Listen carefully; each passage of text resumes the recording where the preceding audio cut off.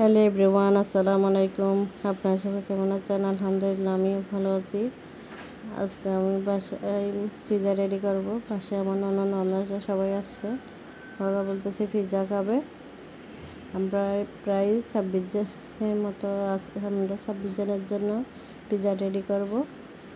তাই আমি 5 কাপ ময়দা মেখে 2 ঘন্টা রেস্টে দিছি। 2 ঘন্টা পরে আমি 2 ভাগ করে 2টা ট্রাই মোল্ডে নিয়ে নিচ্ছি। এগুলো ছোটো ছোটো করতে অনেক সময় লাগবে, যেহেতু আমরা মানুষ বেশি। আমি অর্ধেক ডো নিয়ে একটা বেলে নিয়ে একটা মোল্ডে দিয়ে দিছি। মোল্ডে দেওয়ার পরে আমি একটু কাঁটা চামচ দিয়ে ছিদ্র করে দিয়েছি, যাতে এটাও ফুলে না ওঠে। এবার আমি একটা জিনিস দিয়ে দিচ্ছি। প্রথমে আমি পিৎজা সস দিছি, টমেটো সস, ক্যাপসিকাম, মুরগির মাংস, সসেস, পেঁয়াজ সবগুলো একটা করে সবগুলো দিয়ে দিচ্ছি। এবার আমি মজারেলা চিজগুলো সুন্দর করে দিয়ে দিচ্ছি। এই মজারেলা চিজগুলো গ্রেট করে নিয়েছিলাম। গ্রেট করে দিলে দিতে অনেক সুবিধা হয়।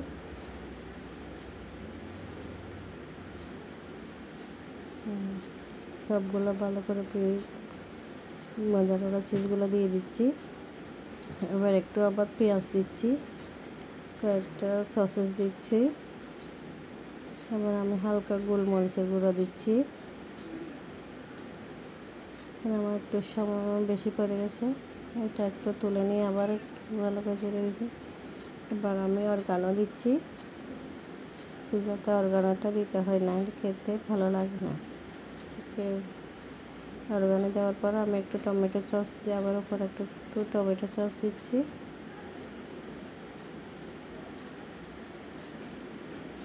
তো আমার মোলটা রেডি হয়ে গেছে। এবার আমি ওভেনে দিয়ে দিব 25 মিনিটের জন্য। আমার এটা হতে আমার 25 মিনিট সময় লাগছে। 25 মিনিট পর আমি বের করে নিছি। এবার পিস পিস করে সবাইকে পরিবেশন করতেছি। আমার ভিডিওটা যদি ভালো লাগে থাকে তাহলে বেশি বেশি করে শেয়ার করে দিবেন। আসসালামু আলাইকুম।